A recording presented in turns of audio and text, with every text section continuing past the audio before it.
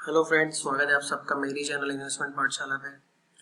तो आज जो स्टॉक के बारे में हम डिस्कस करने वाले हैं अगेन वो हमारी इन्वेस्टमेंट पाठशाला के जो हमने प्रीवियस वीडियो में बताया था कि क्राइटेरिया में क्या क्या स्टॉक हम कंसिडर करते हैं, जैसे कि पिछले मोर देन 5 ईयर्स के good fundamentals, good profitability, company loss में ना हो।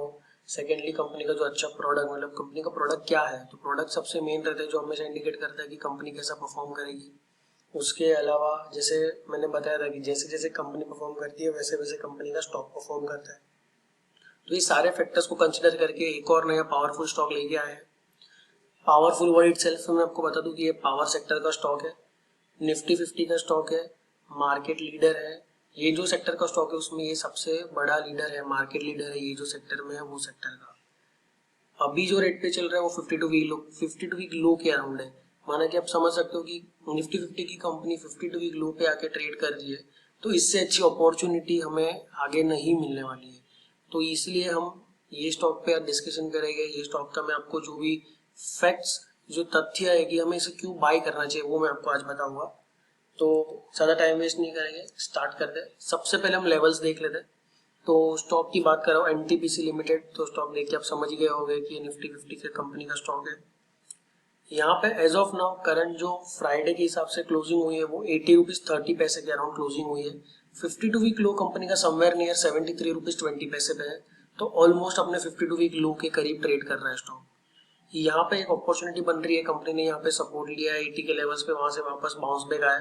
तो ये जो फॉल कंटिन्यूस हमें दिख रहा है, ये यहाँ से हम देख रहे हैं कि कंटिन्यूस जो फॉल है, तो ये टारगेट वो वापस अचीव कर लेगा। ये विद इन 1 मंथ में हम अचीव कर सकते हैं इसमें 100 रुपीज तक के टारगेट। तो जब 80 रुपीज का स्टॉक है 100 रुपीज तक जाता है तो आप अपने आप में कैलकुलेट करिए 25% रिटर्न विद इन 1 मंथ। तो ये तो देने ही वाला है।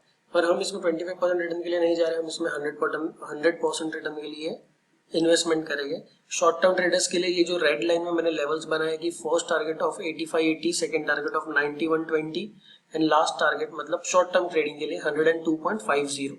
तो ये शॉर्ट टर्म ट्रेडर्स ये देख सकते हैं और यही रेंज में एनटीपीसी लिमिटेड पे पोजिशनल कॉल ले सकते हैं। ये 102 का target with in a month achievable है। तो ये मैं आपको चार्ट की सबसे इन्फॉर्मेशन दे रहा हूँ। तो आप इसमें ये चीज देख सकते हो कि आपको ये विद इन अ मंथ 102 तक के टारगेट दे देगा। एक बार 102 मतलब 102 के ऊपर आता है तो 110, और 110 एक बार सस्टेन कर लेता है तो उसके बाद वापस ये रॉकेट के जैसे एक बार हमें इसमें बहुत बड़ी तेजी देखने मिलेगी, तो उसके बाद 120 तक जा सकता है। पर विद इन 1 ईयर एक्सपेक्टेशन यही है कि ये स्टॉक यहाँ से 150-160 रुपीज तक की रिटर्न देगा, ऑलमोस्ट 100% रिटर्न देगा, जो कि इसके पहले के लेवल्स थे जो हम यहाँ पे देख सकते हैं। जैसे कि अगर ये एक बार अगर क्रॉस करता है 110 के लेवल, फिर ये रॉकेट हो जाएगा। और ये जो भी फॉल आया था स्टॉक में, ये ड्यू टू जो पेंडेमिक था, जब पेंडेमिक में जो फॉल हुआ था और जो रीजन से सारे स्टॉक नीचे आए थे, वही रीजन से ये स्टॉक भी नीचे आया था। पर ये पावर सेक्टर का स्टॉक है, पावर की डिमांड कभी कम नहीं होने वाली है। ऑलवेज हमें पावर की रिक्वायरमेंट रहेगी। कोई भी बिजनेस करते हैं, कोई भी डेवलपमेंट करते हैं, मशीनरीज यूज होती है और मशीनरी विदाउट पावर यूज नहीं हो सकती है। और ये company not only into power, पर उसके अलावा भी और 3 बिजनेस ज्यादा कर रही है, वो मैं आपको दिखाऊंगा। हम कंपनी के बिजनेस में जाते हैं, पहले कंपनी का सीवी देख लेते हैं। तो कंपनी करती क्या है। तो कंपनी में सबको पता है पावर सेक्टर की कंपनी है, तो बटा वैसे कि सबसे फर्स्ट तो पावर जनरेशन का है। पर क्या कि पावर जनरेशन में लार्जेस्ट पावर जनरेशन यही कंपनी करती है इंडिया में। यहाँ पे आप देख सकते हो, मार्केट मोजो के वेबसाइट पे आपको ये इन्फॉर्मेशन अवेलेबल हो जाएगी। ये आपको मार्केट मोजो की वेबसाइट पे फ्री ऑफ कॉस्ट है। यहाँ पे आप स्टॉक का नाम डालते हो, वहाँ नीचे ऑप्शंस रहते हैं कंपनी सीवी, तो वहाँ पे हम कंपनी का सीवी देख सकते हैं कि कंपनी क्या करती है। जैसे कि इसमें लिखा है NTPC India's largest power company was incorporated in 7 नवंबर 1975। मतलब ये 1975 से कंपनी फंक्शन में है। ये इंडिया की कंपनी है जो इतने सालों से चल रही है और बहुत अच्छा परफॉर्म कर रही है और अच्छे से चल रही है। करंट उनका जो कैपेसिटी है 30,144 मेगावाट का कैपेसिटी भी कंपनी का। और ये कंपनी ऑलमोस्ट 30 से 40% जो पावर की रिक्वायरमेंट है वो यही कंपनी फुलफिल करती है इंडिया की। इसके अलावा कंपनी के जो बिजनेस है, मैंने जैसे आपको बताया कि कंपनी पावर पावर के बिजनेस में तो है, पर उसके भी आगे कंपनी के बिजनेस है। जैसे कि आप देख सकते हो यहाँ पे business area of the company, तो power generation, consultancy service, power trading, ash utilization, coal mining. Coal mining इनके लिए बहुत बहुत अच्छा बिजनेस है, क्योंकि जब हम इलेक्ट्रिसिटी जनरेट कर रहे हैं तब हमें कोल की जरूरत पड़ती है, ठीक है। तो वही कोल माइन करते हैं, वहां से ही उनको कोल मिलता है और वहां से ही वो इलेक्ट्रिसिटी प्लांट्स पे यूज करते हैं। नॉर्मली सब कंपनीज क्या रहती है, दूसरे किसी से कोल खरीदते हैं, फिर कोल को यूज करते तो उनका कॉस्टिंग बढ़ जाता है, पर इनका कॉस्टिंग इतना नहीं बढ़ता है।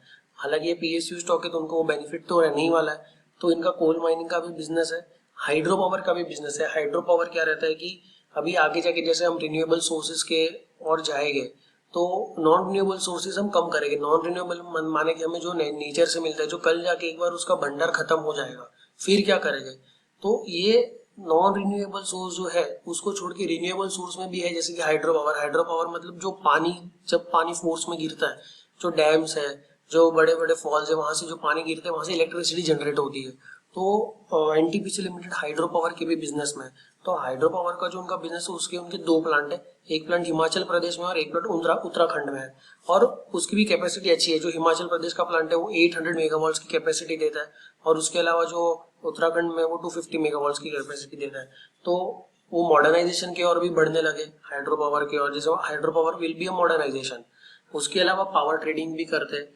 तो जो पावर ट्रेडिंग करते हैं वो कंपनी का नाम है विद्युत व्यापार निगम लिमिटेड। तो वहां से उनका वो पावर ट्रेडिंग का भी बिजनेस करते हैं। उसके अलावा वो ऐश का बिजनेस करते हैं। ऐश क्या रहता है कि जब कोयला जलता है, इलेक्ट्रिसिटी मैन्युफैक्चर होती है, और जो बचता है वो राख बचती है, वो राख से भी बिजनेस कर देते हैं। मतलब इसमें वो कैसे करते हैं कि राख जो सीमेंट और ईंट बनाने के लिए एक रॉ मटेरियल के जैसे यूज होता है, तो वो ईंट बनाने वाली कंपनी, सीमेंट बनाने वाली कंपनी को राख भी बेचकर वहां से भी पैसा कलेक्ट करते हैं। ये भी एक बहुत अच्छी बात है।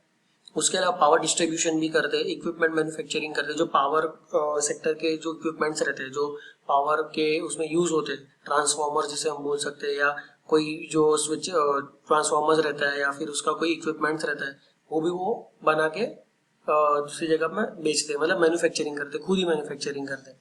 तो ये हमने कंपनी सी तो देख ली। अभी हम एक फंडामेंटल्स देख लेते हैं, वो भी हम स्क्रीनर ऐप पे ही देखेंगे। कि स्क्रीनर ऐप जैसे मैंने आपको बताया था कि ऑलमोस्ट फ्री ऑफ कॉस्ट है और काफी फ्रेंडली ऐप है, तो इसमें हम वो भी देख सकते हैं। मार्केट का कैपिटल आप देख सकते हो, यहाँ पे दिया है 79,453 करोड़ का मार्केट कैपिटल है। यहाँ पे भी आप देख सकते हो साइड में एक अबाउट करके जो ऑप्शन है, वहाँ पे कंपनी का एक स्मॉल में सीवी लिखा हुआ है, तो वो भी आप देख सकते हो। इस primarily involve in generation and sale of bulk power to state power utilities. ये एक नॉर्मल आपको एक इन्फॉर्मेशन देने के लिए है। और यहाँ पे आप देख सकते हो करंट प्राइस 80 रुपीज 30 पैसा है, बुक वैल्यू 120 है कंपनी की, पी रेशियो भी 6.73 का है। जो पी रेशियो इतना भी खराब नहीं है कंपनी का, बहुत अच्छा पी रेशियो पे हमें ये कंपनी का देखने मिल रहा है। तो यहाँ पे हम इसको कंसिडर कर सकते हैं। इसके अलावा जैसे कि मैं आपको बताता हूँ कि कंपनी का लास्ट 5 ईयर्स का प्रॉफिट देखते हैं। तो यहाँ पे प्रॉफिट एंड लॉस का जो सेगमेंट है वहां पे ही जाएंगे।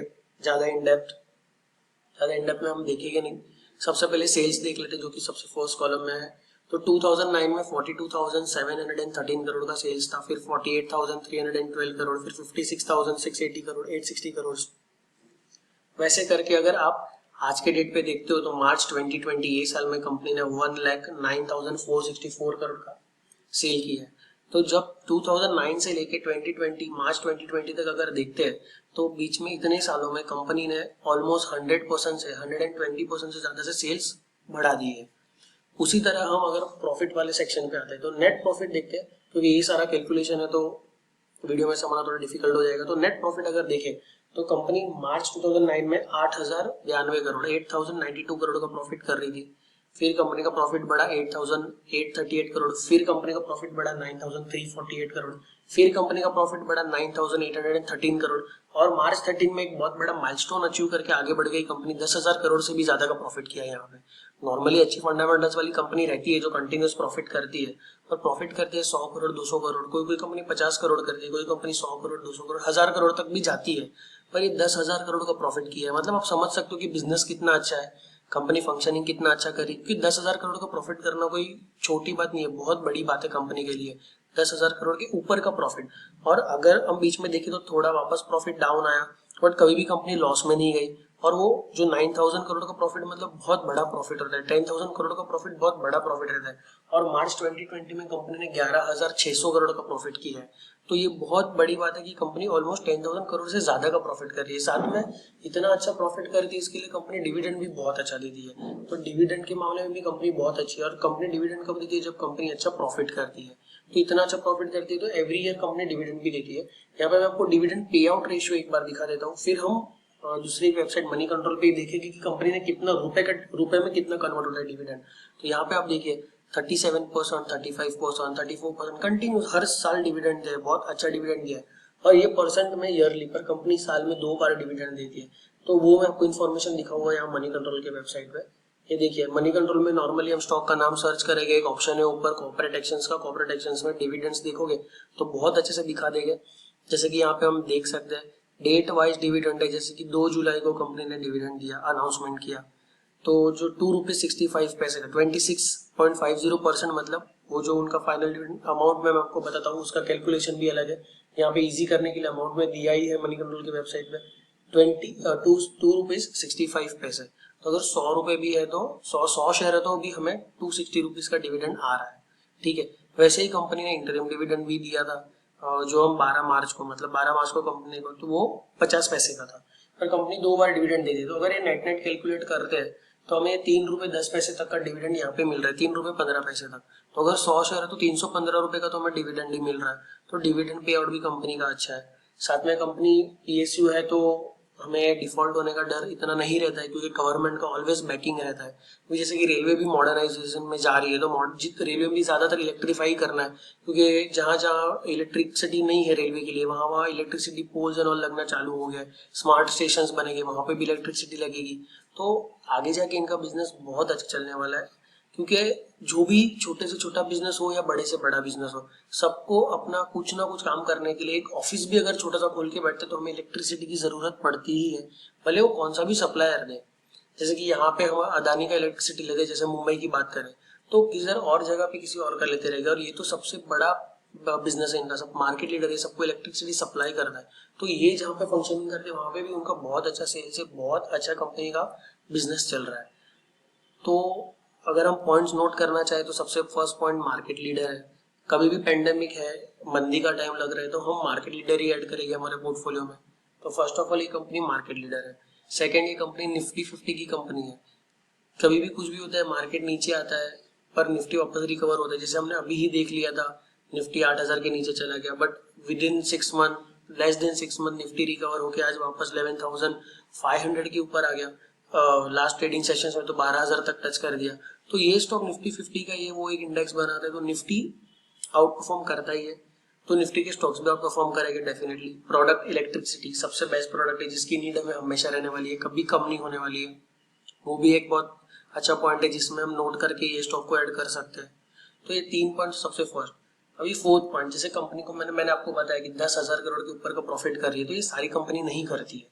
ये कंपनी उतना अच्छा प्रॉफिट कर रही है, ये भी एक अपने आप में बहुत अच्छी बात और इम्पोर्टेंट बात है। उसके अलावा कंपनी डिविडेंड भी देती है। तो ये 5 गोल्डन पॉइंट्स मैंने आपको बताया कि ये स्टॉक हम क्यों हमारे पोर्टफोलियो में ऐड कर सकते हैं। अगर ये स्टॉक हम ये लेवल पे ऐड करते हैं, काफी अच्छी अपॉर्चुनिटी ये लेवल पे ऐड करिए। शॉर्ट टर्म अगर ट्रेडर से, तो जैसे मैंने आपको उसका कैलकुलेशन बताया कि अगर शॉर्ट टर्म में आप ट्रेडिंग करना चाहते हो तो विद इन अ मंथ 110 तक के टारगेट हम इस मैच पे कर सकते हैं।